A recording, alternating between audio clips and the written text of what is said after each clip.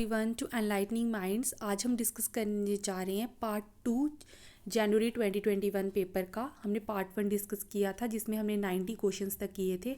अब next part 4 में अगर आपने लैंग्वेज 1 इंग्लिश चूज़ की है तो आप ये वाला पेपर अटैम्प्ट करेंगे। 91 से 120 तक आप इंग्लिश का अटैम्प्ट करेंगे। लैंग्वेज 2 हिंदी की है तो आप 121 से 150 तक क्वेश्चन अटैम्प्ट करेंगे हिंदी वाले।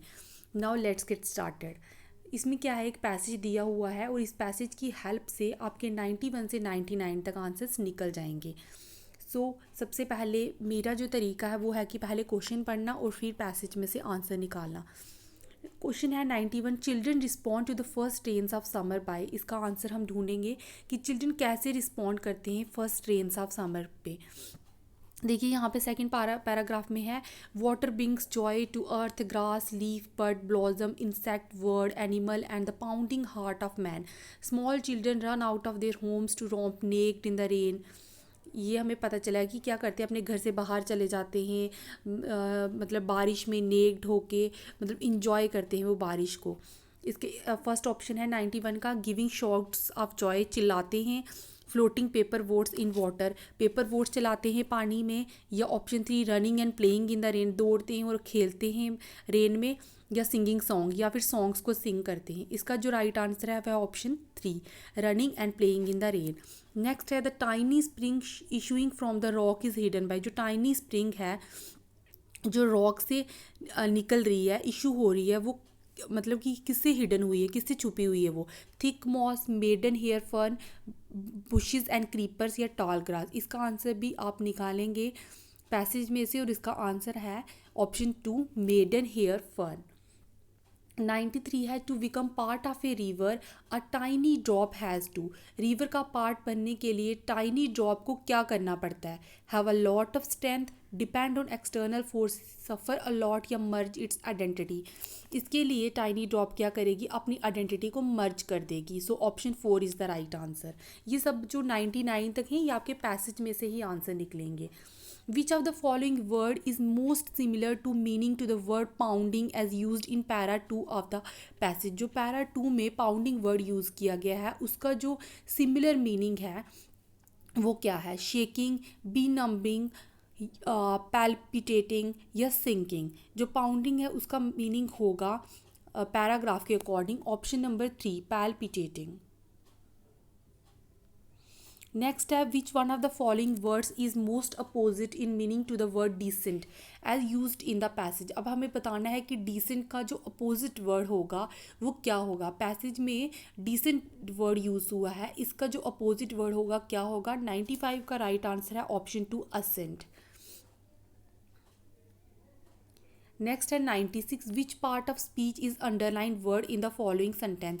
ये जो ऑलमोस्ट है ये कौन सी पार्ट ऑफ स्पीच है? पार्ट ऑफ स्पीच आपको पता है 8 टाइप्स की होती हैं, जो ऑलमोस्ट है वो कौन सी पार्ट्स ऑफ स्पीच है? Almost overnight new grass spring up. ये सेंटेंस को ध्यान से पढ़िए और ढूंढिए इसमें पार्ट ऑफ स्पीच कौन सी है। इसमें जो पार्ट ऑफ स्पीच क्या है, एडवर्ब है। एडवर्ब क्या है? जो वर्ब की हमें विशेषता बताता है, ऑलमोस्ट या overnight new grass spring up. इसमें ऑलमोस्ट हमें वर्ब की विशेषता बता रहा है तो ये क्या है, एडवर्ब है। 96 का राइट आंसर है ऑप्शन 4। नेक्स्ट है 97, which part of the following sentence contains an error. ये जो सेंटेंस दिया गया है इसके कौन से पार्ट में एरर है? He knew that he will go back on his promise. उसको पता था कि वो अपने क्या करेगा, अपने प्रॉमिस पे चलेगा। 97 का जो राइट आंसर है वो क्या है, option 2, that he will.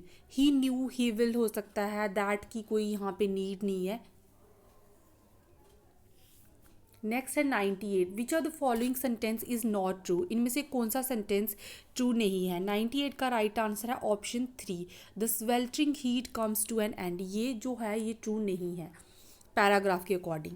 The earth does not look dash before the onset of monsoon.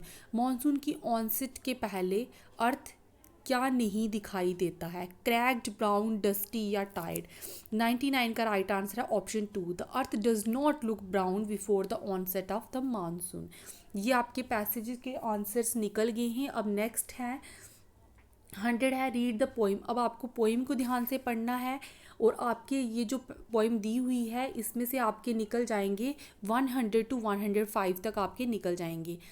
Poem है I think that I shall never see a poem lovely as a tree whose hungry mouth is pressed against the earth's sweet flowing breast, a tree that looks at God all day and lifts her leafy arms to pray, a tree that may in summer wear a nest of robins in her hair, upon whose blossoms snow his lane, who intimately lives with rain. Poems are made by fools like me, but only God can make a tree. 100 to 105 आपके यहाँ से निकल जाएंगे। 100 question है the tree presses its mouth against the sweet earth's flowing breast to, और जो tree है वो अपने माउथ को प्रेस करता है अर्थ की स्वीट जो मतलब कि अर्थ का फ्लो कर रहा है ब्रेस्ट स्वीट फ्लोइंग ब्रेस्ट के क्या क्या करने के लिए। 100 का राइट आंसर है to draw sustenance from it, उसे सस्टेनेंस ड्रॉ करने के लिए। 101 है the tree prays to God by, tree pray करता है गॉड से, क्या करके प्रे करता है, लिफ्टिंग हर आर्म्स, अपनी आर्म्स को लिफ्ट करके।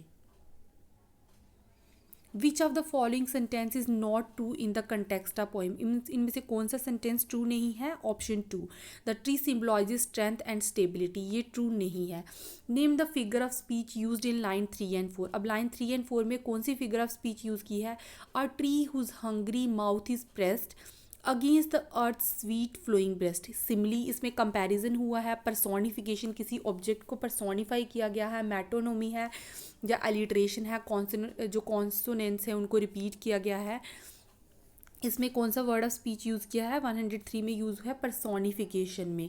इसमें जो ट्री है उसको पर्सोनिफाई किया गया है, उसको एक पर्सन की तरह ट्रीट किया है। और एक ट्री को कंपेयर किया कि ट्री का जो माउथ है वो कैसा है, हंग्री है, एक पर्सन मतलब उसको पर्सोनिफाई कर दिया गया है। दैट इज़ वाई इसमें जो फिगर ऑफ स्पीच यूज़ की है वो है पर्सोनिफिकेशन।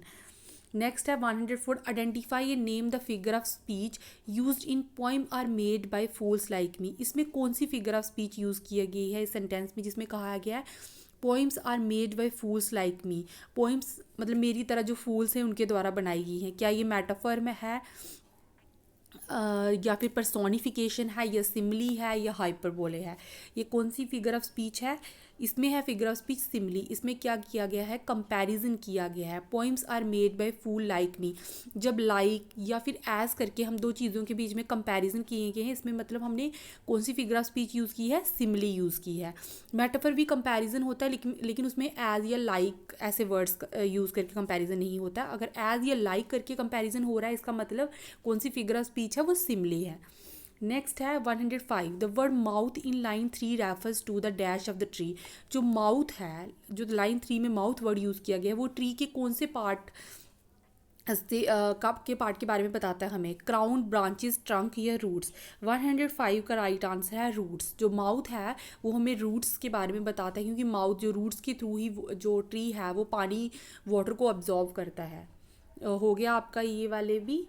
अब नेक्स्ट है 106 अ लैंग्वेज टीचर, एक लैंग्वेज टीचर है फर्स्टली स्टूडेंट्स को क्या करता है, अपने आप को इंट्रोड्यूस करवाता है स्टूडेंट्स को, मतलब स्टूडेंट्स को कहता है कि आपने क्या करना है, एक दूसरे को इंट्रोड्यूस करवाना है।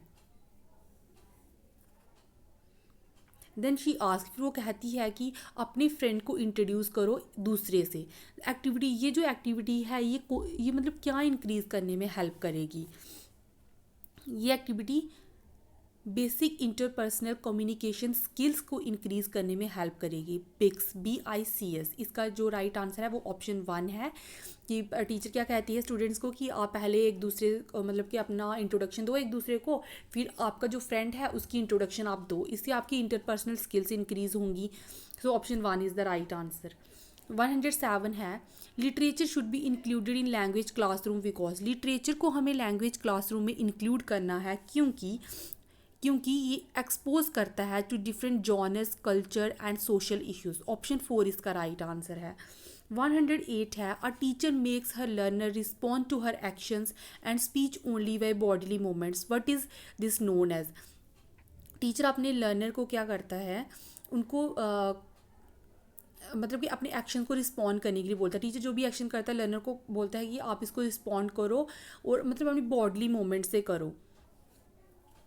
ये क्या है, टोटल फिजिकल रिस्पॉन्स है, टास्क बेस्ड लैंग्वेज टीचिंग है, कम्युनिकेटिव अप्रोच है, प्ले वे मेथड है। 108 का राइट आंसर है टोटल फिजिकल रिस्पॉन्स, मतलब कि टीचर जो भी कुछ कर रहा है या एक्शन या स्पीच कर रहा है, टीचर कोई एक्शन कर रहा है या स्पीच या बोल रहा है तो स्टूडेंट्स को कहता है कि आप सिर्फ बॉडली मूवमेंट से मुझे रिस्पॉन्ड करो, आपने बोल के नहीं रिस्पॉन्ड नहीं करना, आपने अपने बॉडी से मूवमेंट करके मेरे एक्शंस या मेरी स्पीच पे रिस्पॉन्ड करना है। तो ये टोटल फिजिकल रिस्पॉन्स है। 109 है, इन अ लैंग्वेज क्लास में students are memorizing the dialogues through drill and practice and the teacher is correcting their pronunciation mistakes immediately. Language class में क्या कर रहे हैं स्टूडेंट, डायलॉग को याद कर रहे हैं, मेमोराइज कर रहे हैं, ड्रिल एंड प्रैक्टिस बार बार उसको बोल बोल के रिवाइज कर रहे हैं, और टीचर क्या कर रहा है, उनकी प्रोनाउंसिएशन को करेक्ट कर रहा है, जो भी वो प्रोनाउंसिएशन में मिस्टेक कर रहे हैं उनको जल्दी से वो करेक्ट कर रहा है जैसे जैसे वो बोल रहे हैं। वो प्रैक्टिस कर रहे हैं डायलॉग्स को एक कोरस में। द टीचर कौन सा मैथड फॉलो कर रही है। 109 का राइट आंसर है ऑप्शन 3, ऑडियो लिंगुअल मैथड जो है टीचर फॉलो कर रही है, जिसमें क्या कर रहे हैं स्टूडेंट अपने डायलॉग को मेमोराइज कर रहे हैं तो टीचर उसको तभी मतलब जल्दी से ही करेक्ट कर रही है, तो it is audio lingual method. Next है, the oral errors of the student can be best corrected if the teacher. जो ओरल मतलब बोलने में जो स्टूडेंट्स एरर कर रहे हैं उसको टीचर कैसे करेक्ट कर सकता है, बेस्ट करेक्ट कैसे कर सकता है। इसका ऑप्शन 2 राइट है, पॉइंट आउट करेगा एरर को इन जनरल, और स्टूडेंट्स को मतलब करेगा कि स्टूडेंट पहले खुद करेक्ट करने का ट्राई करे। पहले एरर को ऐसे जनरल पॉइंट आउट करेगा कि हाँ ये एरर था, और पहले ट्राई करेगा कि स्टूडेंट खुद ही अपने एरर को करेक्ट करने की कोशिश करे। नेक्स्ट है 111, एज अ पेयर एक्टिविटी। एक पेयर एक्टिविटी हो रही है, टीचर अपने लर्नर्स को सेम पिक्चर्स देता है, ऑलमोस्ट सेम पिक्चर्स ही अपने लर्नर्स को देता है, और उनको कहता है कि आपको डिफरेंस फाइंड आउट करना है बिटवीन द टू स्टूडेंट्स। एक दूसरे को क्वेश्चन पूछो डिस्कवर करने के लिए कि दोनों पिक्चर्स कैसे डिफरेंट है। जो भी मैंने आपको पिक्चर्स दी ऑलमोस्ट सेम पिक्चर्स हैं, उनमें बिल्कुल थोड़ा माइनर सा डिफरेंस होगा, और स्टूडेंट्स को कहता है टीचर कि आपको डिफरेंस फाइंड आउट करना है इनमें से, और एक दूसरे को क्वेश्चन पूछने हैं कि कैसे दो पिक्चर्स डिफरेंट हैं। ये कौन सी एक्टिविटी है, ये एक्टिविटी है स्पीकिंग एक्टिविटी, मतलब आप पूछ के कर रहे हो, बता के कर रहे हो, क्वेश्चन पुट कर रहे हो, that is speaking activity. 112, a student of class 4 is having some problem in writing, she may have। अब राइटिंग में अगर किसी को प्रॉब्लम है, डिसलेक्सिया हमें पता है कि एक रीडिंग डिसऑर्डर है, डिस्फेजिया स्पीकिंग डिसऑर्डर है, डिसकैल्कुलिया कैलकुलेशन में डिसऑर्डर जो मैथमेटिक्स में होता है। अगर किसी को प्रॉब्लम है राइटिंग में तो उसको कौन सा डिसऑर्डर है, उसको डिसऑर्डर है डिसग्राफिया। नेक्स्ट है 113, it specifies the rule which govern the arrangement of words into phrases, clauses and sentences. ये रूल्स को स्पेसिफाई करता है कि वर्ड्स को अरेंज करना है फ्रेजेस में, क्लॉजेज में, ये सेंटेंसेस में। ये क्या है, डिस्कोर्स है, सिमेंटिक है, सिंटैक्स है, या कोहेजन है। ये क्या है, सिंटैक्स। सिंटैक्स क्या है, रूल्स किसी मतलब कि कैसे हमने वर्ड्स को अरेंज करना है, कैसे वर्ड्स को हम फ्रेजेस में अरेंज करेंगे या फिर क्लॉजेज या सेंटेंसेस में अरेंज करेंगे, ये रूल्स हैं। रूल्स को क्या कहते हैं इंग्लिश इसमें, syntax. So option 3 is the right answer. Next है, a teacher of class 6 has labelled the classroom object such as black board, door, window, fan, table, chair etcetera in different languages, here the classroom as a whole. Teacher क्या करता है, जो classroom में objects पड़े हुए हैं जैसे black board, window, fan, table, chair, उनको लेबल कर देता है डिफरेंट लैंग्वेज में। ये क्लासरूम एज अ होल क्या है, क्या बन गया है, classroom as a whole is a rich resource for promoting multilingualism.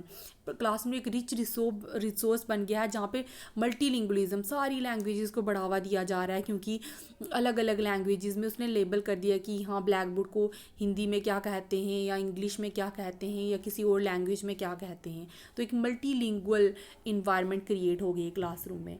115 है, the assessment process not only assesses students learning but also assesses teachers teaching process. एक असेसमेंट प्रोसेस है जो सिर्फ स्टूडेंट की लर्निंग को असेस नहीं कर रही है, बट कि टीचर की टीचिंग प्रोसेस को भी असेस कर रही है कि वो कैसे टीच कर रहा है, मतलब दोनों को असेस कर रही है। ये स्टेटमेंट क्या है, 115 क्या है, ये फुली राइट है। हो सकती है ऐसी असेसमेंट प्रोसेस जिसमें टीचर्स की टीचिंग भी असेस हो रही है, स्टूडेंट की लर्निंग भी असेस हो रही है। नेक्स्ट है, the language which is learn from environment without any explicit teaching is. Language जो हम अपनी इन्वायरमेंट से लर्न करते हैं किसी एक्सप्लिसिट टीचिंग के बिना, वो कौन सी लैंग्वेज होगी। दैट इज़ फर्स्ट लैंग्वेज, क्योंकि हमें क्या करते हैं, हम अपने घर की जो नेचुरल इन्वायरमेंट हमें मिलती है वहाँ से ही हम उसको लर्न कर देते हैं। हम मतलब किसी ने टीच करके नहीं पढ़ाया, हम बस अपनी इन्वायरमेंट से हमने सीख ली है। That is first language. So option 1 is the right answer. 117 है, a teacher is facing the problem of students poor spelling. Teacher को ये प्रॉब्लम फेस करिए कि स्टूडेंट पोअर स्पेलिंग में पोअर हैं, स्पेलिंग इनकरेक्ट कर रहे हैं बार बार। वो प्रोबेबल काजेज़ लिखती है उसके बारे में और डिसाइड कर देती है मुझे कुछ स्टेप्स फॉलो करने हैं स्टूडेंट्स की इस हैबिट को ठीक करने के लिए। ये होल प्रोसेस क्या है? ये होल प्रोसेस क्या है? एक एक्शन रिसर्च है। सबसे पहले वो प्रॉब्लम को आइडेंटिफाई करेगी, फिर हाइपोथेसिस बनाएगी कि पॉसिबल सॉल्यूशंस क्या हो सकते हैं इसके। और ये क्या कर रही है टीचर? एक एक्शन रिसर्च का मेथड फॉलो कर रही है। नेक्स्ट है, रीडिंग पिक्चर बुक मीन्स। अगर पिक्चर बुक को रीडिंग कर रहा है कोई तो उसका क्या मतलब है? उसका मतलब है to help learners to understand and analyze the picture. अगर पिक्चर बुक रीड करेंगे तो स्टूडेंट जो लर्नर है वो अंडरस्टैंड कर पाएगा और पिक्चर्स को एनालाइज कर पाएगा कि हो क्या रहा है सीन में। नेक्स्ट है 119, before starting a new chapter from a text book a teacher should at first focus on. एक न्यू चैप्टर जो भी है टेक्स्ट बुक में, उसको स्टार्ट करने से पहले टीचर को किस चीज़ पे फोकस करना चाहिए? टीचर को relating the story with the previous experience of learner. Teacher को स्टोरी को रिलेट करना है स्टूडेंट ने जो प्रीवियसली एक्सपीरियंस किया है उसके साथ में। So option 3 is the right answer. 120 है, टीचर कहता है लर्नर को to read aloud in English classroom. Teacher learner को कहता है कि आपको ज़ोर से पढ़ना है इंग्लिश क्लासरूम में। ये जो वे है रीडिंग का, ये क्या करेगा? इसका जो राइट आंसर है 120 का ऑप्शन 2, इनेबल करेगा लर्नर को to read with correct pronunciation using the punctuation marks. अगर वो ज़ोर से लर्न करेगा, अलाउड रीडिंग करेगा, तो टीचर उसको आसानी से करेक्ट कर सकता है उसकी प्रोनाउंसिएशन को और उसको बता सकता है कि कौन से पंक्चुएशन मार्क्स में आपको रुकना है, कहाँ आपको पॉज लेना है, कहाँ आपको फुली स्टॉप होना है। सो 120 का राइट आंसर है ऑप्शन 2। अब ये जो नेक्स्ट है, अब ये 91 से 120 वो बच्चे अटैम्प्ट करेंगे क्वेश्चन जिन्होंने इंग्लिश को एज लैंग्वेज 1 चूज़ किया है। अब अगर आपने इंग्लिश को एज लैंग्वेज 1 चूज़ किया है, अगर हिंदी को एज 2 चूज़ किया है, तो आपने भाषा 1 हिंदी ये वाला अटैम्प्ट नहीं करना है। आपने नेक्स्ट इसमें भाषा 2 में ये इंग्लिश है ये भी नहीं करना है क्योंकि इंग्लिश आपने 1 ली है। अब आप करेंगे हिंदी वाला पेपर अटैम्प्ट और वो शुरू होगा क्वेश्चन नंबर 121 से। सो ये रहा। इसमें भी आपको क्या दिया गया है? दिए गए अनुच्छेद को आपने पढ़ना है और उस अनुच्छेद में से 121 से 128 तक जो प्रश्न है उनका सही उत्तर आपको मिल जाएगा। सो ये अनुच्छेद आप पढ़ लेना और इसमें से आपके ये उत्तर निकल जाएंगे।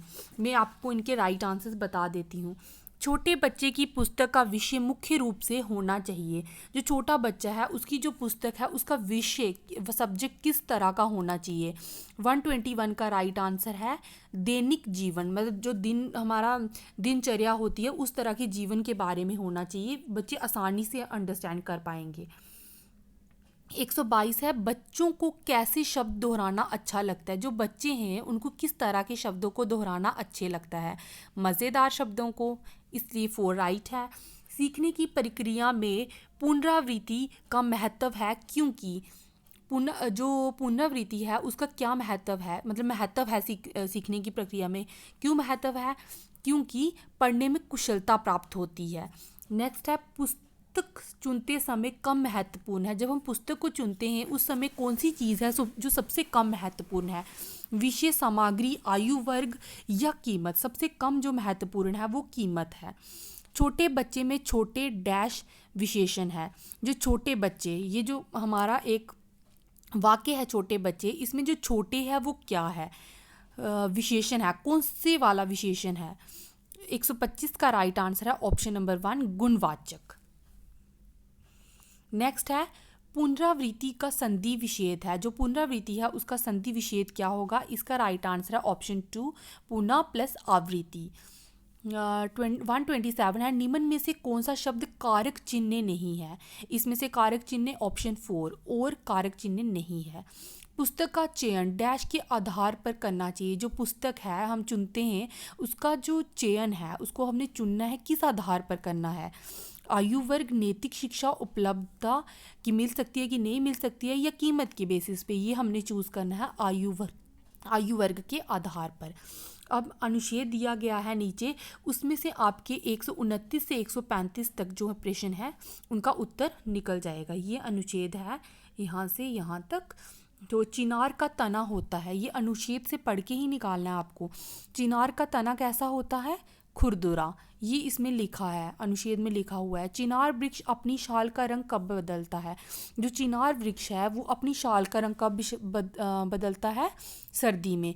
इनमें से कौन सा शब्द समूह से भिन्न है? इनमें से कौन सा शब्द है जो समूह से अलग है? इसका राइट आंसर है चिनार वृक्ष। चिनार की लकड़ी होती है, ये सब आपका अनुच्छेद से ही निकलेगा। चिनार की लकड़ी होती है सफ़ेद। अतः कीमती फर्नीचर आदि इसमें नहीं बनाए जाते। वाक्य में विशेषण शब्द है, ये जो वाक्य है कि अतः कीमती फर्नीचर आदि इससे नहीं बनाए जाते, इसमें विशेषण शब्द कौन सा है? 133 का राइट आंसर है कीमती। फर्नीचर क्या है? एक ऑब्जेक्ट है, एक नाउन है। इसकी विशेषता क्या है कि वो क्या है? कीमती है। तो इसमें विशेषण क्या है? कीमती। 134 है समूह से भिन्न शब्द है। इनमें से समूह से भिन्न शब्द है पतली दुबली, क्योंकि ये तो सेम है, कभी कभी, लंबी लंबी, लाल लाल, पतली दुबली अलग है। इनमें से चिनार की लकड़ी का कौन सा गुण नहीं है? इनमें से चिनार की लकड़ी का आसानी से कट जाती है, ये उसका गुण नहीं है।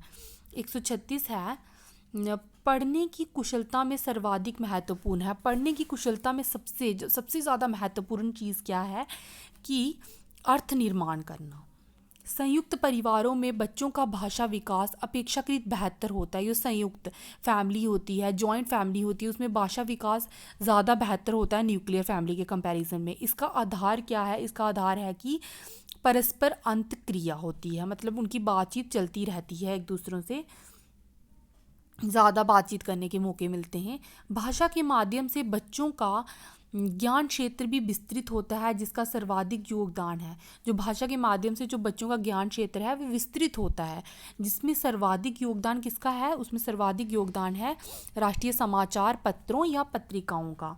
139 है प्राथमिक स्तर पर भाषा सीखने सिखाने की सबसे पहली शर्त क्या है? सबसे पहली शर्त है निवेश समृद्ध संप्रेषण का वातावरण। उनको कम्युनिकेशन, बातचीत का वातावरण, समृद्ध वातावरण मिलना चाहिए।